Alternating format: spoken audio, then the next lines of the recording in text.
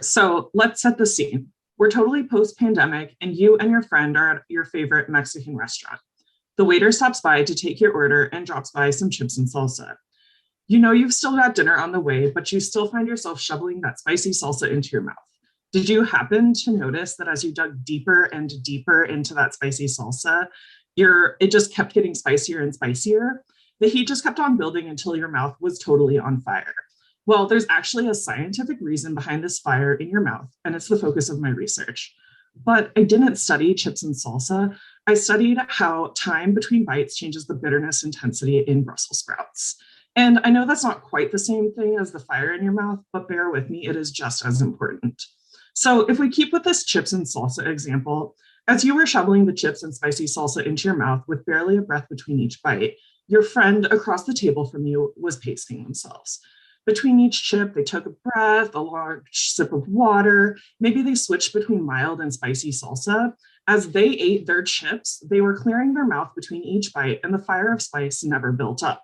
This is shown on the figure in the upper right-hand corner of my slide, where you are the dashed red line that increases intensity with every bite, and your friend was able to maintain a relatively flat line with the blue line and did not build up spice. This is the same idea as wait time and sensory testing. If a panelist allows sufficient time for the food item to clear from their mouth, the taste will not accumulate into a fire, or in the case of my Brussels sprouts, a very bitter coating in their mouth. For my study, I looked at how long panelists waited between Brussels sprout samples and what happened to the bitterness ratings over the course of the study. Panelists were told to wait as long as needed to clear their mouth of bitterness or Brussels sprout flavor between bites. I found that panelists did not wait longer after tasting more bitter samples, but that there was still no buildup of bitterness. The first part of that finding, that panelists did not wait longer after tasting more bitter samples, is shown on the bottom left-hand corner. If panelists had waited longer after more bitter samples, we would expect to see a positive slope to the data, demonstrated by that purple dashed line.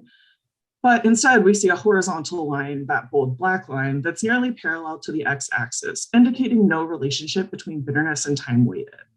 The second finding, that even though panelists did not wait longer, they still waited long enough to avoid buildup, is shown in the bottom right-hand corner. There's no difference in average bitterness from the start to the end of the study session, and that slope of the line is not significantly different from zero. If it had been, we would have expected a positive slope. These findings were strange. I had guessed that like you and your friend eating salsa, people would wait longer after more bitter samples. My research shows that different food items and different types of taste may need different approaches to the time waited between samples. Thank you.